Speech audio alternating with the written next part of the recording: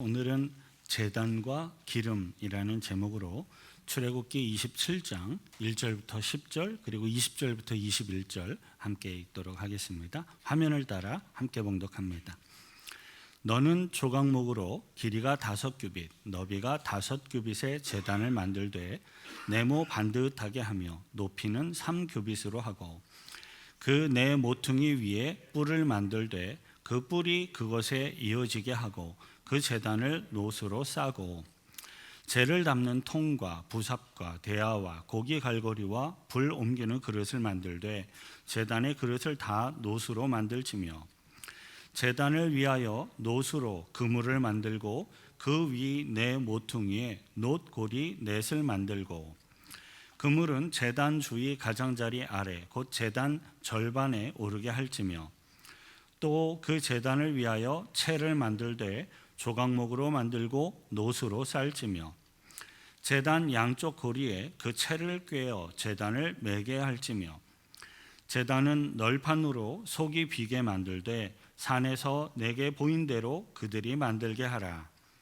너는 성막의 뜰을 만들지니 남쪽을 향하여 뜰 남쪽에 너비가 100규빗의 세마포 휘장을 쳐서 그 한쪽을 당하게 할지니 그 기둥이 수물이며 그 받침 수물은 노수로 하고 그 기둥의 갈고리와 가름대는 은으로 할지며 20절부터 21절 읽습니다.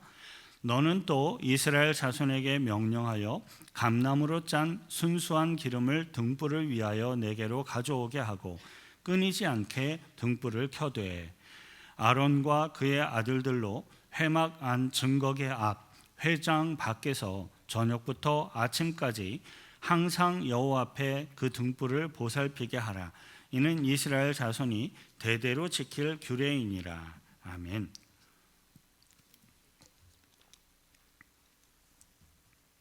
출애굽기는 성막에 대한 내용을 설명을 할 때 성막의 가장 안쪽부터 시작을 해서 점점 이렇게 바깥쪽으로 진행을 하며 설명을 하는 방식을 취하고 있습니다.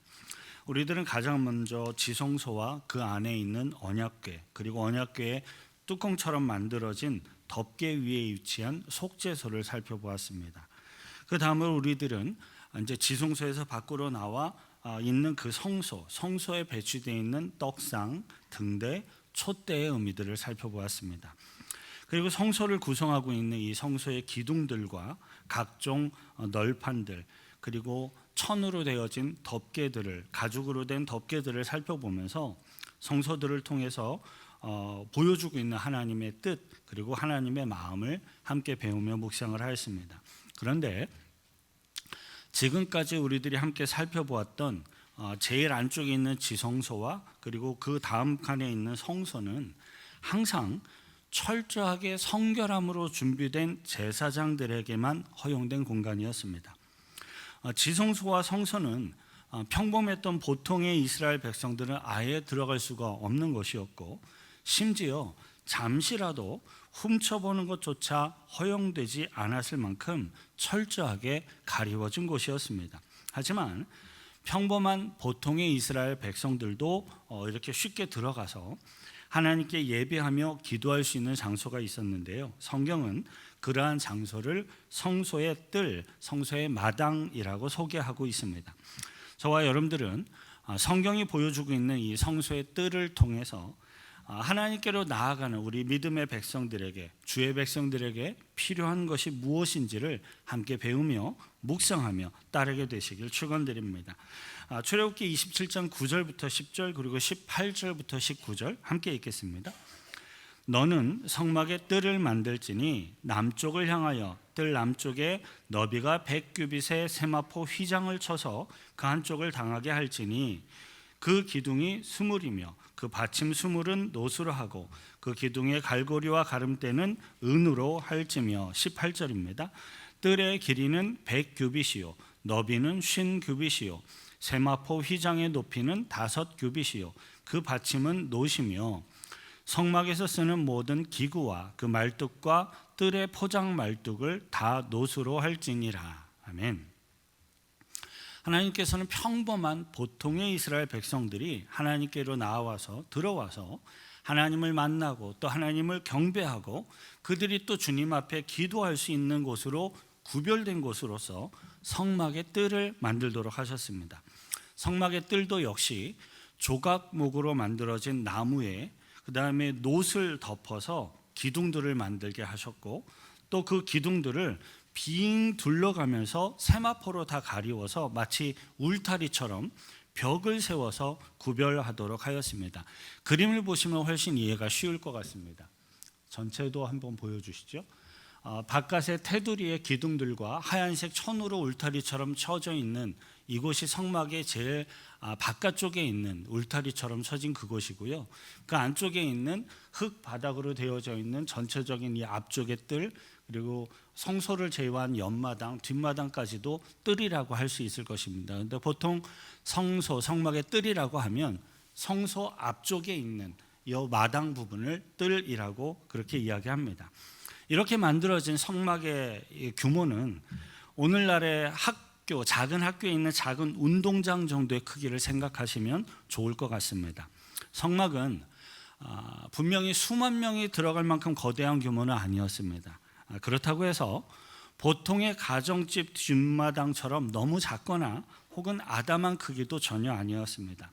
성막의 전체 크기는 작은 초등학교의 운동장 정도에 비교할 만큼 제법 큰 사이즈인데 그 운동장만한 넓은 곳이 세마포 천과 기둥들로 빙 둘려가며 가리워져 있는 것입니다.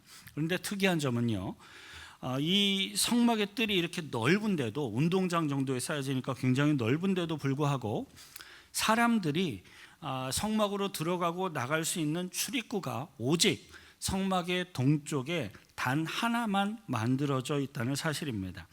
출애굽기 27장 13절부터 16절에 함께 읽습니다. 동쪽을 향하여 뜰 동쪽의 너비도 50규빗이 될지며 문 이쪽을 위하여 포장이 15규빗이며 그 기둥이 셋이요 받침이 셋이요 문 저쪽을 위하여도 포장이 15규빗이며 그 기둥이 셋이요 받침이 셋이며 뜰 문을 위하여서는 정색, 자색, 홍색 실과 가늘게 꼰 배실로 수놓아 짠 20규빗의 휘장이 있게 할지니 그 기둥이 넷이요 받침이 넷이며.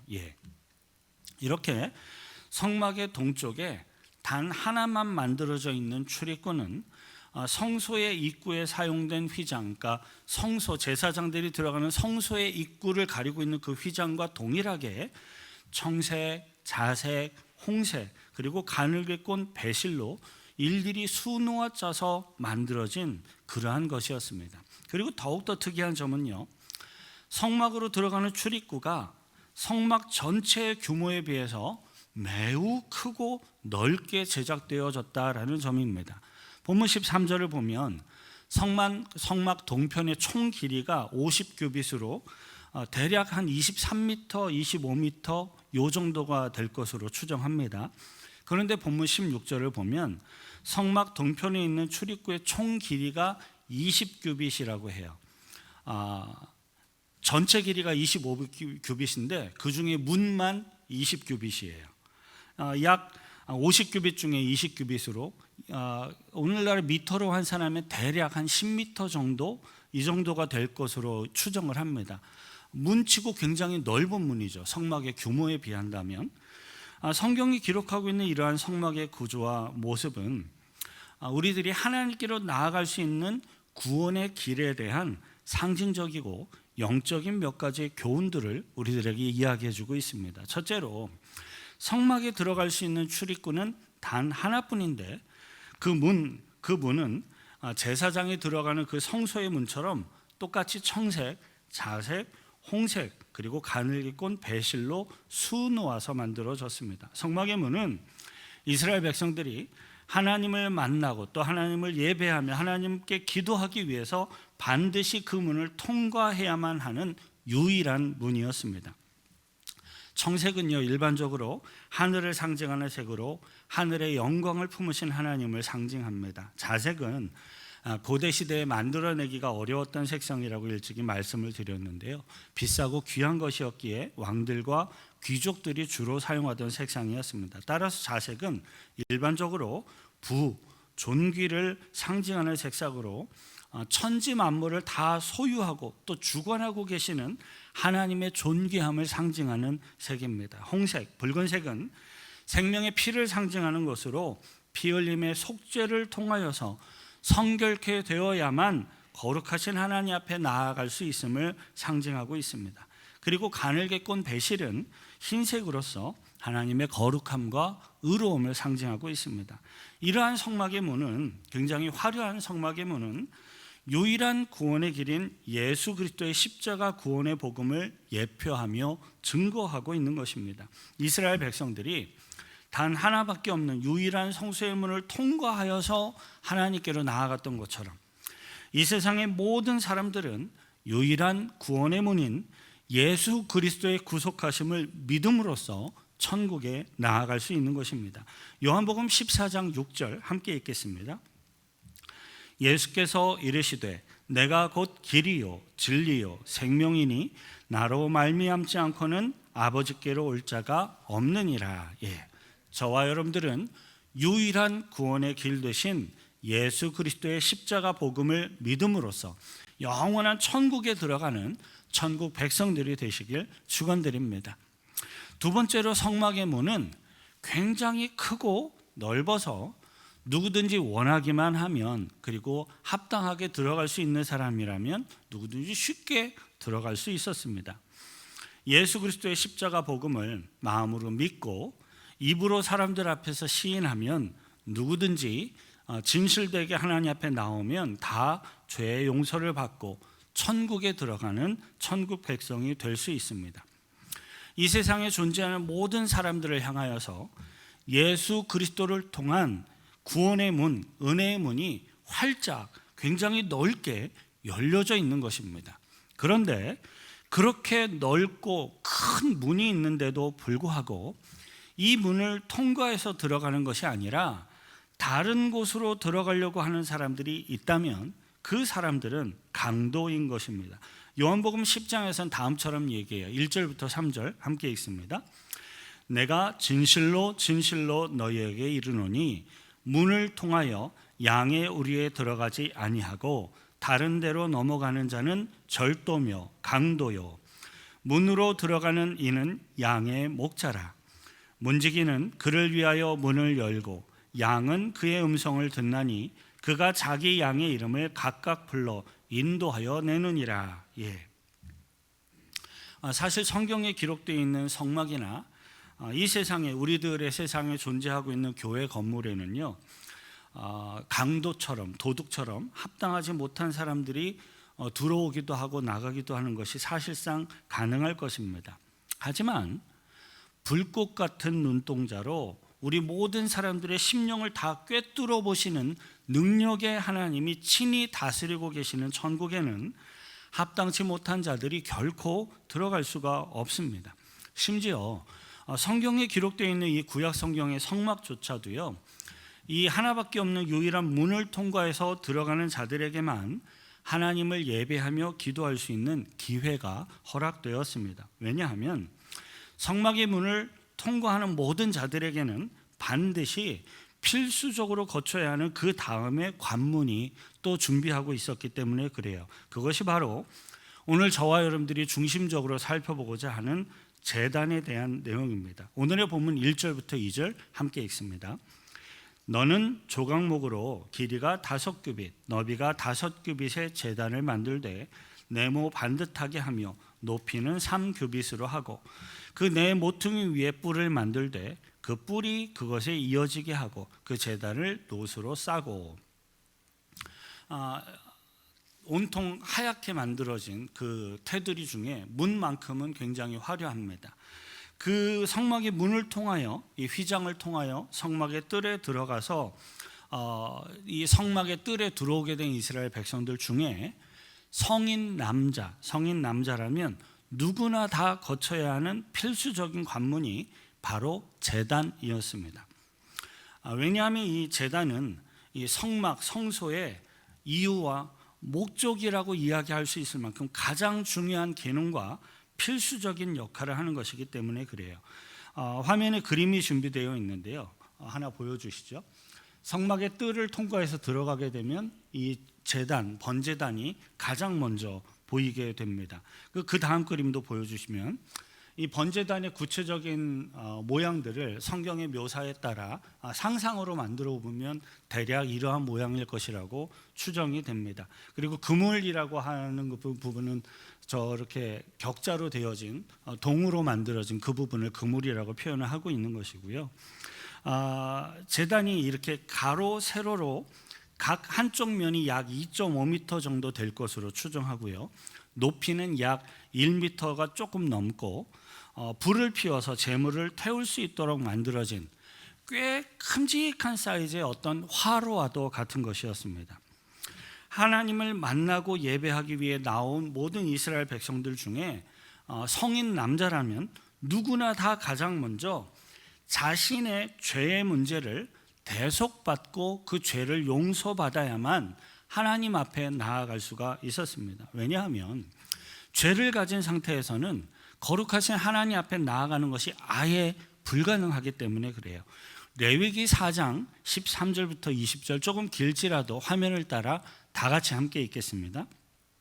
만일 이스라엘 온 회중이 여호와의 계명 중 하나라도 부지 중에 범하여 허물이 있으나 스스로 깨닫지 못하다가 그 범한 죄를 깨달으면 회중은 수송아지를 속죄제로 드릴지니 그것을 회막 앞으로 끌어다가 회중의 장로들이 여호와 앞에서 그 수송아지 머리에 안수하고 그것을 여호와 앞에서 잡을 것이요 기름 부음을 받은 제사장은 그 수송아지의 피를 가지고 회막에 들어가서 그 제사장이 손가락으로 그 피를 찍어 여호와 앞 휘장 앞에 7번 뿌릴 것이며 또 그 피로 회막 안 여호와 앞에 있는 제단 뿔들에 바르고 그 피 전부는 회막 문 앞 번제단 밑에 쏟을 것이며 그것의 기름은 다 떼어 제단 위에서 불사르되 그 송아지를 속죄제의 수송아지에게 한 것 같이 할지며 제사장이 그것으로 회중을 위하여 속죄한즉 그들이 사함을 받으리라. 이처럼 이스라엘의 모든 성인 남자들은 모두가 다 구별된 제사장들과 레위인들의 도움을 받아가면서 자신의 죄를 용서받기 위하여서 속죄 제사를 하나님 앞에 드려야만 했습니다. 자신의 죄를 대신해서 원래는 자신이 죄 때문에 자신이 죽어야 되는데 자신이 죽을 수가 없으니까 이 자신의 죄를 대신해서 제물에게 안수하고 죄를 전가하고 이 제물이 대신해서 피를 흘리고 제물이 대신해서 불태워지고 그 제물의 피가 제사장들의 손을 통하여서 지성소의 휘장 앞에 뿌려져야만이 그리고 이 제단의 뿔에 그 피가 발라져야만이 비로소 죄를 용서받을 수 있었습니다. 그렇게 속죄의 제사를 통해서 죄를 용서함 받은 사람만이 비로소 하나님께 예배하며 하나님께 기도하는 것이 비로소 가능해지는 것입니다. 당시 이스라엘 백성들은 자신의 죄를 대신해서 희생되는 이 제물, 희생 제물이 바로 눈앞에서 죽임을 당해서 피를 쏟고 각을 뜨고 제단에 올려져서 불타는 모습을 그들은 직접 그 모든 과정을 다 직접 바라보며 그 가운데 참여할 수가 있었습니다.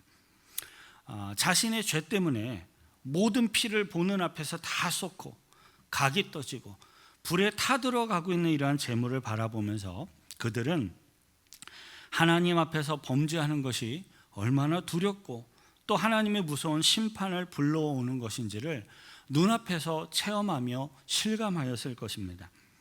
이러한 성막과 제단의 모습은 장차 성취하실 예수 그리스도의 구속의 십자가를 상징하며 보여주는 것이기도 합니다. 이사야서 53장 4절부터 5절 함께 읽습니다. 그는 실로 우리의 질고를 지고 우리의 슬픔을 당하였거늘 우리는 생각하기를 그는 징벌을 받아 하나님께 맞으며 고난을 당한다 하였노라. 그가 찔림은 우리의 허물 때문이요 그가 상함은 우리의 죄악 때문이라.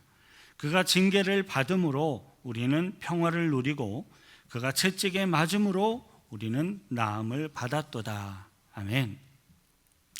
제단 위에서 모든 이스라엘의 죄악을 대신할 제물이 온통 피를 다 쏟고 죽임을 당한 것처럼 우리 모든 인류의 모든 사람들의 죄악을 대신 용서해 주시기 위하여서 예수 그리스도께서 영원한 피를 흘리며 속죄의 영원한 제사를 드리셨습니다. 그리고 이 사실을 마음으로 믿고 입으로 진정으로 시인하며 하나님께 나오는 자들에게는 속죄의 은혜와 함께 영원한 구원, 생명의 축복이 허락되는 것입니다. 로마서 6장 23절 함께 있습니다. 죄의 싹은 사망이요 하나님의 은사는 그리스도 예수 우리 주 안에 있는 영생이니라. 아멘.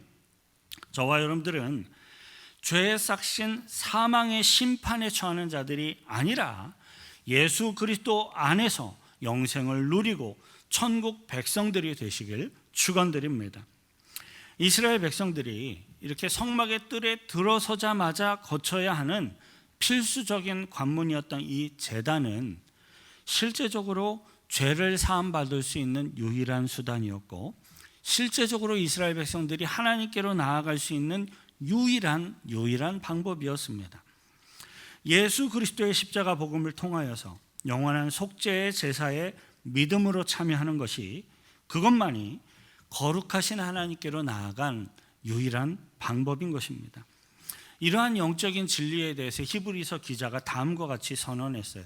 히브리서 10장 19절부터 22절 함께 읽습니다.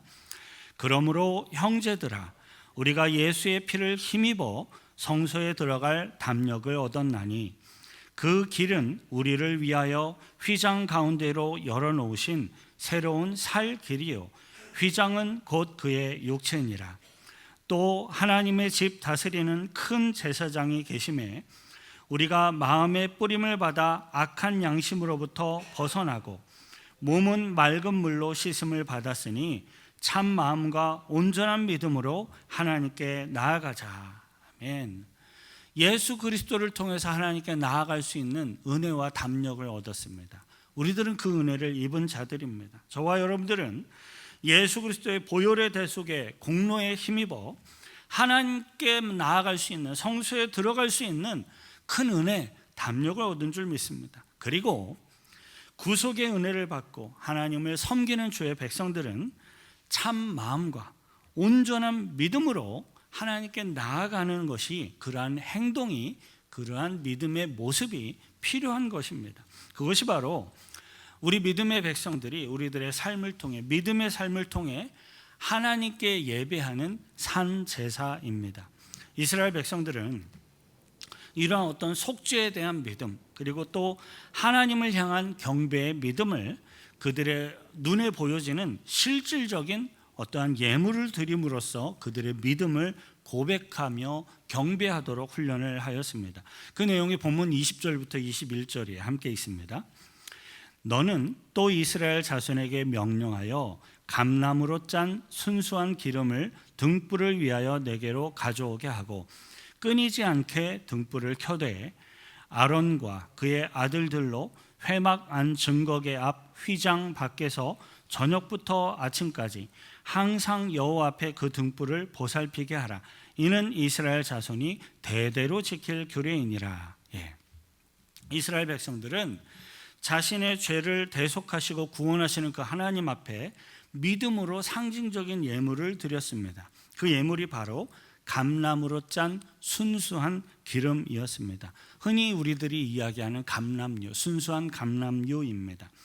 이스라엘 백성들이 하나님을 향한 믿음으로써 바친 감람으로 짠 순수한 이 기름은 제사장들의 손에 들려져서 성소 안을 비추고 있는 그 유일한 등불에 사용되어졌습니다.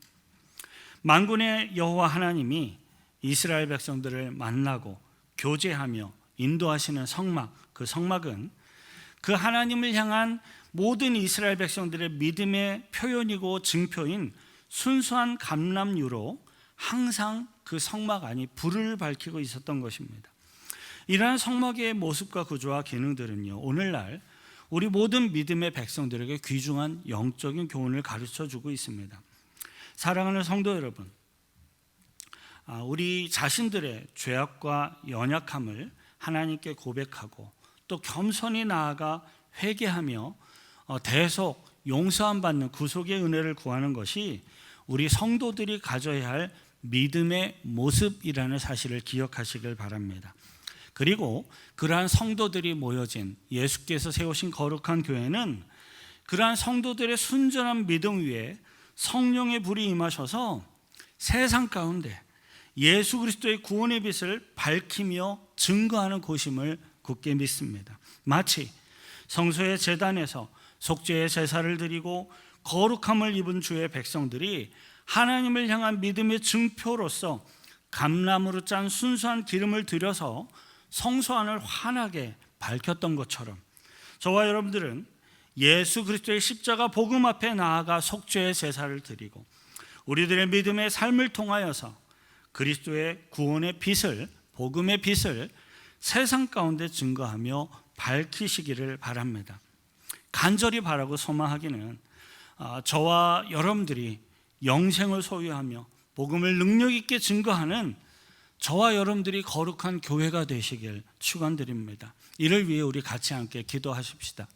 우리들이 속한 교회 공동체가 스프링필드 한인장로교회 이름으로 모일 뿐만 아니라 예수 그리스도께서 제정하신 거룩한 교회임을 믿습니다.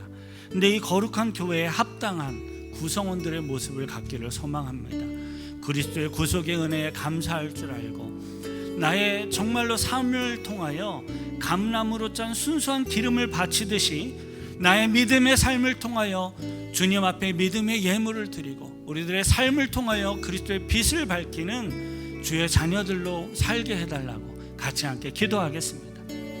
거룩하신 구주 하나님 아버지여, 감사와 찬송과 찬양을 드립니다. 나의 눈앞에 나의 죄를 대신해서 피를 다 쏟고 각이 뜨이고 제단 위에 올려져 완전하게 다 불살라지던 그러한 모습들을 보면서 철저하게 죄악에 대한 두려움과 하나님의 심판에 대한 두려움과 또 그 죄를 용서하시고 사해 주시는 하나님의 은혜 앞에 감사하였던 이스라엘 백성들의 이 제단과 또 제사의 모습들을 묵상하였습니다.